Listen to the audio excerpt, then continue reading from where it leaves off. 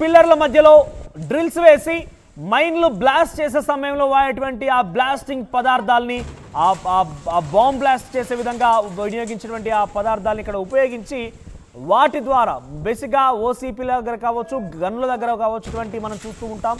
So అటువంటి పదార్థాన్నే ఇక్కడ వినియోగించి వాటి ద్వారానే బ్లాస్ట్ చేసి ఒకసారిగా ఇల్లు మొత్తాన్ని కూడా ఆ భవనాన్ని కూల్చివేశారు. సో అక్కడ మీరు చూడొచ్చు, ఒకసారిగా బ్లాస్ట్ అవుతుంది. ఒకసారి ఆడియోతో సహా మీకు వినిపించే ప్రయత్నం చేస్తాను. ఒకసారిగా బ్లాస్ట్ అయినటువంటి ఆ దృశ్యాలు చూడండి ఒకసారి.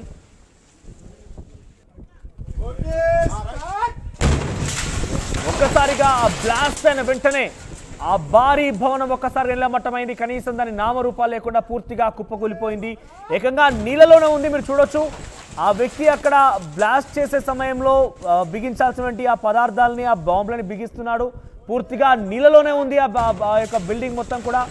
నీళ్ళలోకి వెళ్ళి ఆ పిల్లర్ల పైన ఉన్నటువంటి ఆ డ్రిల్స్ వేసి వాటిలో ఆ బ్లాస్టింగ్ పదార్థాలని పెట్టారు.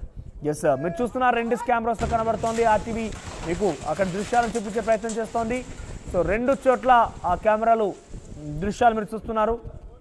మొదట ఆ బిల్డింగ్ సంబంధించి ఒకవైపు నుంచి మరొక వైపు నుంచి 2 వైపులా మీకు చూపించే ప్రయత్నం చేస్తున్నాం. ఒకసారిగా ఆ పేలుడు పదార్థాన్ని బ్లాస్ట్ చేయడంతో ఆ బిల్డింగ్ నిలుచున్న చోటే అలా కుప్పకూలిపోయింది. కేవలం సెకండ్ల వ్యవధిలోనే ఆ నిర్మాణం పూర్తిగా నామరూపాలు లేకుండా కింద పడిపోయింది. ఎస్, మరిన్ని అప్డేట్స్ మహేష్ అందిస్తారు. ఎస్ మహేష్, సో ఇంతకీ ఆ నిర్మాణాన్ని చేపట్టింది ఎవరు? చెరువులో పూర్తిగా చెరువు నీటి మధ్యలోనే నిర్మాణం జరిగింది. ఇంతకీ ఆ నిర్మాణం ఎవరిది? ఎవరు నిర్మించారు? అంత నిర్మాణం జరుగుతున్నా అధికారులు మొదట్లో ఎందుకు నిలిపివేయలేకపోయారు? ఇప్పుడు వచ్చి కూల్చివేసే ప్రక్రియ మనం చూస్తున్నాం. సో ఏం జరిగింది? ఎస్ మనోజ్, సంగారెడ్డి జిల్లా కొండాపూర్ మండలం మల్కాపూర్ విలేజ్ ఉన్నటువంటి ఆమ్లెట్ విలేజ్ కుతుబుషాయిపేటకు సంబంధించిన గ్రామానికి సంబంధించిన ఒక అక్రమ కట్టడాలని చెప్పుకోవచ్చు. ఎందుకంటే FTL పరిధిలో ఉన్నటువంటి ఈ యొక్క బహుళ అంతస్తుల బిల్డింగ్ ను ఈ రోజు రెవెన్యూ అధికారులు MRO అనిత ఆధ్వర్యంలో కూడా ఈ యొక్క బ్లాస్టింగ్ ద్వారా కూల్చివేసిన పరిస్థితి మనం చూసాం. ఎందుకంటే ఆ కూల్చివేసిన సమయంలో ఈ యొక్క దీనికి సంబంధించి చూసుకున్నట్టయితే హైదరాబాద్ కి సంబంధించిన ఒక బిల్డింగ్ గా చెప్తున్నారు. అంటే పూర్తిగా వివరాలు తేలాల్సింది మనోజ్. ఎందుకంటే అక్కడ కూల్చే సమయంలో స్థానికంగా ఉన్నటువంటి హోంగార్డ్ గోపాల్ కూడా ఈ యొక్క బ్లాస్టింగ్ చేస్తున్న సమయంలో ఈ యొక్క రాయిలన్నీ కూడా ఎగిరొచ్చి ఆ యొక్క ఈ శబ్దానికి భయపడి ఆ హోంగార్డ్ గోపాల్ కూడా అక్కడ పడిపోవడం జరిగింది. స్పృహ తప్పి కోల్పోవడం, వెంటనే ఉట్టినా కూడా స్థానికంగా ఉన్నటువంటి ఆసుపత్రి కూడా తీసుకెళ్లిన పరిస్థితి. ఎందుకంటే ఇటువంటి FTL పరిధిలో ఇప్పటికే MRO చెప్తున్న పరిస్థితి చూస్తున్నట్టయితే 3 ఎకరాలకు పైన ఈ యొక్క FTL పరిధిలో ఈ భూమి ఉంది. ఖచ్చితంగా గతంలో ఈ యొక్క నోటీసులు ఇచ్చి కూల్చివేయడానికి సిద్ధంగా యథేచ్ఛగా నిర్మాణం ఏకంగా చెరువులోనే చేపట్టారంటే అక్కడ ఫామ్ హౌస్ తరహాలో ఉందా, లేదంటే ఒక నిర్మాణం మాత్రమే ఉందా? అక్కడ నివాసం ఉండేవారు, ఎవరైనా వచ్చేవారు అక్కడికి? అంటే నిర్మాణ దశలో ఉన్నటువంటి ఈ యొక్క బహుళ అంతస్తుల బిల్డింగ్ సంబంధించి చూసుకున్నట్టయితే అక్కడ అంటే ఇప్పుడు యోగాకు సంబంధించిన శిక్షణ కావచ్చు, న్యూట్రిషన్ సెంటర్ సంబంధించిన శిక్షణకు అంటే ప్రతిరోజు అక్కడికి వ్యాయామం చేసే వాళ్ళు వస్తూ ఈ యొక్క యోగా కూడా చేసుకోవడం జరుగుతుంది. హైదరాబాద్ సంబంధించిన వారు కిరాయికి ఇచ్చినట్టు మనకు తెలుస్తుంది. ఎందుకంటే అక్కడ ఉదయం పూట అక్కడ చెరువులో ఉండడం అందరికి కూడా వ్యాయామానికి అన్నిటికీ సౌకర్యంగా ఉంటుంది. ప్రతిరోజు అది యోగాకు ఉపయోగిస్తున్నట్టు తెలుస్తుంది. అది ఇప్పుడైతే హైదరాబాద్ సంబంధించిన వారుగా తెలుస్తుంది మనోజ్. రైట్. సో ఇప్పుడు అధికారులు ఏం చెప్తున్నారు? ఇంకా నిర్మాణాలు ఉన్నాయా ఈ తరహాలోనే? ఎందుకంటే పూర్తిగా చెరువులో నిర్మాణం జరిగింది అంతా కూడా. మరి ఎలా కట్టారో ఏందో కానీ పూర్తిగా అయితే ఆ చెరువులో కింద నీళ్లున్నాయి, పైన పిల్లర్లతో సహా ఆ బిల్డింగ్ అయితే ఉంది. ఇంకా ఏమైనా ఉన్నాయా? ఎటువంటి అక్రమాలు ఉన్నాయా? అంటే ముందు భాగంలో కూడా కొంత బిల్డింగ్ లాంటి స్ట్రక్చర్ కనబడుతోంది మనకి విజువల్స్ లో. అంటే పూర్తిగా FTL పరిధిలో ఉన్నట్టు మనకు పూర్తిగా మనం చూస్తున్న బిల్డింగ్ ను చూస్తుంటే నిజంగా ప్రత్యక్షంగా ఫిజికల్ గా చెప్పవచ్చు. ఎందుకంటే వర్షం నీరులో ఉన్నటువంటి చెరువులోనే అక్రమ కట్టడాలని చెప్పి గతంలో ఈ స్థానికంగా ఉన్నట్టు MRO అనిత కూడా వారికి నోటీసులు ఇచ్చి ఈ రోజు కూల్చివేతలు కూడా పరపరను కొనసాగిస్తున్నారని చెప్పొచ్చు. ఇవే కాకుండా ఇంకా మిగతా ఉన్నాయి కానీ వాటిపై దృష్టి పెట్టి నోటీసులు ఇచ్చిన తర్వాతనే ఖచ్చితంగా కూర్చోడానికి మేము సిద్ధంగా ఉన్నామని చెప్పి MRO అంతా కూడా చెప్తున్నారు. అదే గాయపడిన హోంగార్డ్ విషయంలో శబ్దానికి ఆయన భయపడి కింద పడిపోయాడని చెప్పి స్థానికంగా MRO కూడా సర్టిఫై చేయడం జరిగింది. ఒక గాయపడిన గోపాల్కి సంబంధించి కూడా స్థానికంగా ఏరియా ఆసుపత్రికి కూడా తీసుకొని వెళ్ళడం జరిగింది. రైట్ మహేష్, సో అక్కడ దృశ్యాలు మీరు చూడొచ్చు. ఒకసారి అక్కడ జరిగిన సిచ్యువేషన్ మరోసారి మీకు చూపించే ప్రయత్నం చేస్తాను నేను. సో బిల్డింగ్ పూర్తిగా కూడా ఆ చెరువులో మీరు చూడొచ్చు. ఆ బిల్డింగ్ పూర్తిగా కుప్పకూలిన తర్వాత ఆ శిథిలాలన్నీ పూర్తిగా నీటిలోనే మునిగిపోయాయి. సో అది అమర్చిన సమయంలో అంటే అక్కడ బాంబ్ బ్లాస్టింగ్ కోసం ఆ యొక్క బిల్డింగ్ని కూల్చివేయడం కోసం అమర్చినట్టే ఆ బ్లాస్ట్ అమర్చే సమయంలో కూడా పూర్తిగా ఆ వ్యక్తులు నీటిలోకి వెళ్ళి ఆ పిల్లర్లకి డ్రిల్ చేసి అమర్చాల్సిన పరిస్థితి ఏర్పడిందంటే పూర్తిగా చెరువులో నిర్మాణం చేశారు. సో అక్కడ మా ప్రతినిధి చెప్తున్నట్టుగా ఎవరో ప్రముఖులకి సంబంధించిన బిల్డింగ్ గానే కనబడుతోంది. అక్కడికి వెళ్ళి కాలక్షేపంగా లేక్ వ్యూ ఎంజాయ్ చేసేందుకే ఈ నిర్మాణం చేపట్టారు అంతా అన్నట్టు తెలుస్తోంది. ఏదేమైనా కూడా పూర్తిగా చెరువులోనే ఉంది. FTL పరిధిని చెప్పలే మనం, ఇంకా పూర్తిగా చెరువు మధ్యలో కట్టినట్టుగానే ఇక్కడ మనకు చూస్తే అర్థమవుతోంది.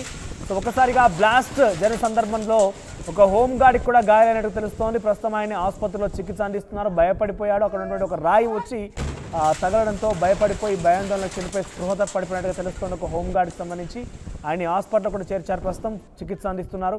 సంగారెడ్డి జిల్లాలో ఉన్నటువంటి కొండాపూర్ మండలం మల్కాపురం దగ్గర ఈ భారీ భవనం చెరువులో ఉన్నట్టుగంటే ఆ స్థలంలో పూర్తిగా నిర్మించడంతో ఈరోజు రెవెన్యూ ఇరిగేషన్ అధికారి అక్కడికి చేరుకొని బాంబ్ బ్లాస్ట్తోని ఒక బాంబుల సహాయంతో ఈ యొక్క బిల్డింగ్ని కూల్చవతల పడేశారు.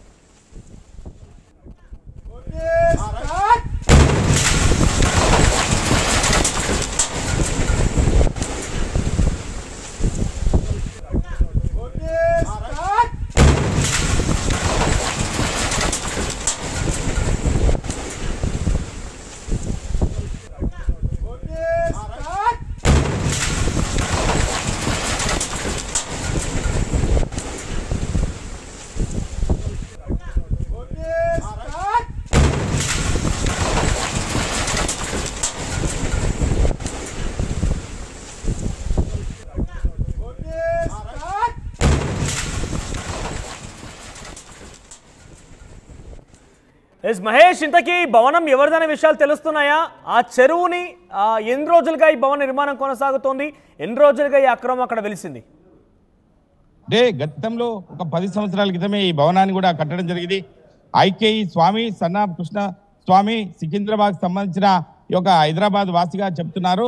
ఏది ఏమైనా మనం చూసుకున్నట్టే సర్వే నంబర్ 95/AAలో 1 ఎకరం 15 గుంటలు, సర్వే నంబర్ 95/Aలో 207 గుంటలు, సర్వే నంబర్ 95A1లో 135 గుంటలు, సర్వే నంబర్ 95/Aలో 32 గుంటలు, సర్వే నంబర్ 95/AA లో 1375 గుంటలకు సంబంధించిన భూమి ఉన్నదని చెప్పి తెలుస్తుంది.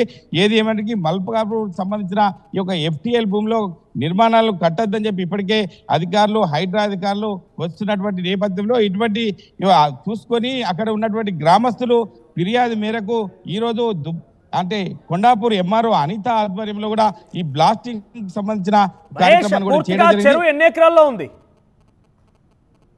చెరువుకు సంబంధించి చూసుకున్నట్టయితే ఇప్పటికే అది 10 ఎకరాల పైనే ఉంటుంది. కానీ FTL 10లో ఈ యొక్క 3 ఎకరాల్లో వీరికి సంబంధించి ఇప్పుడు కబ్జాకు గురైందని చెప్పి ఇప్పటికే స్థానిక MRO కూడా చెప్పడం జరిగింది. ఈ యొక్క 3 ఎకరాల్లోనే ఈ సంబంధించిన బిల్డింగ్ ఉందని చెప్పి MRO సర్టిఫై చేయడం జరుగుతుంది. మనోజ్, ఇంకా ఉన్నాయా? ముందు భాగంలో చూస్తుంటే అది కూలిపోయే సమయంలో మన దగ్గర ఉన్న విజువల్స్ చూస్తుంటే ముందు భాగంలో కూడా కొన్ని షెడ్స్ కనబడుతున్నాయి. అక్కడ కొంతమంది ఉండే రకంగానే కొన్ని సామాగ్రి అవన్నీ కూడా కనబడుతున్నాయి. అంటే అక్కడ నివాసం ఉంటున్నారా? అంటే పరిసరాల్లో ఉన్నటువంటి బిల్లులో వారికి ఇప్పటికీ నోటీసులు ఇవ్వలేదు. ఎందుకంటే పూర్తి ఆధారాలు సేకరించి వారికి నోటీసులు ఇచ్చే అవకాశం ఉంది. కానీ ఇప్పుడైతే ప్రస్తుతం ఈ స్వామికి సంబంధించిన సికింద్రాబాద్ సంబంధించిన నివాసిగా మనకు తెలుస్తుంది. ఇదే బిల్డింగ్ ను ఈ రోజు బ్లాస్టింగ్ ద్వారా ఈ యొక్క కూల్చివేతలు చేయడం, రాబోయే 2-3 రోజుల్లో కూడా మిగతా వారికి కూడా నోటీసులు ఇచ్చి కూల్చి చేయడానికి సిద్ధంగా ఉన్నామని చెప్పి స్థానిక MRO అదేవిధంగా పోలీసు అధికారులు కూడా ఈ యొక్క పటిష్ట బందోబస్తు మధ్య కూల్చివేయడం జరిగింది. మనోజ్, రైట్ మహేష్. సో మొత్తం మీద సంగారెడ్డి జిల్లా కొండాపూర్ మండలం మల్కాపురంలో ఏకంగా ఒక చెరువులోనే 3 ఎకరాల స్థలాన్ని కబ్జా చేసి ఒక భారీ బహుళ అంతస్తుల భవనాన్ని ఏర్పాటు చేశారు. పూర్తిగా మీరు చూడొచ్చు. రైట్ సైడ్ ఫస్ట్ బాక్స్లో మీకు కనబడుతుంది, రైట్ సైడ్ బాక్స్లో కనబడుతోంది. అక్కడ ఏకంగా ఆ మైనింగ్ బ్లాస్ట్ చేసేటువంటి ఎక్స్పర్ట్స్ని తీసుకొచ్చి పిల్లర్లకి కొంత డ్రిల్ వేసి ఆ హోల్స్లో ఈ యొక్క బ్లాస్టింగ్ పదార్థాలను పెట్టి ఆ తర్వాత బ్లాస్ట్ చేశారు. పూర్తిగా ఒక్కసారిగా నిలమట్టం అయిపోయింది. వాళ్ళు బిగిస్తున్న సమయంలో కూడా పూర్తిగా ఆ నిర్మాణం మొత్తం కూడా నీటిలోనే ఉంది. ఆ నీటిలో తేలాడుతున్నట్టు కనబడుతోంది. మరి అక్కడ ఎట్లా కట్టారో ప్రభుత్వ అధికారులు అన్ని రోజులుగా కడుతున్నప్పుడు ఏం చేశారేమో కానీ పూర్తిగా ఆ నిర్మాణం అయితే నీటిలోనే ఉంది. ఆ నీటిలోకి వెళ్లకుండా బయట నుంచే స్టెప్స్ అమర్చినటువంటి దృశ్యాలను మనం చూస్తున్నాం. ఎస్, మీరు చూడొచ్చు. ఆ బిల్డింగ్ కుప్పకూలుతున్న సమయంలో బయట నుంచి స్టెప్స్ ఉన్నాయి. అంటే ఇటువైపు నుంచి అక్కడికి వెళ్లేందుకు కూడా అంత పెద్ద నిర్మాణం కట్టడమే కాకుండా లేక్ వ్యూని ఎంజాయ్ చేసేందుకు అక్కడికి వెళ్లేందుకు స్టెప్స్ కూడా నిర్మాణం చేశారు. ఇక్కడి నుంచి అక్కడ వరకు స్టెప్స్ ఉన్నాయి. ఇక్కడ మనకు కనబడుతున్న ఈ షెడ్ దగ్గర నుంచి ఆ బిల్డింగ్ వరకు కూడా ఆ స్టెప్స్ కనబడుతున్నాయి. అక్కడి వరకు ఆ స్టెప్స్ నిర్మించి దీనిపై నుంచి వెళ్ళడానికి వీలుంది. అయితే ఇప్పుడు ప్రస్తుతం వెళ్ళినటువంటి అధికారులు, రెవెన్యూ ఇరిగేషన్ అధికారులు కూడా ఆ బిల్డింగ్కి కింది భాగంలో పిల్లర్ల దగ్గర ఒక పేలుడు పదార్థాన్ని బ్లాస్ట్ ని అమర్చి ఆ బ్లాస్ట్ ద్వారా ఒక్కసారిగానే ఈ బిల్డింగ్ ని పూర్తిగా నేలమట్టం చేశారు.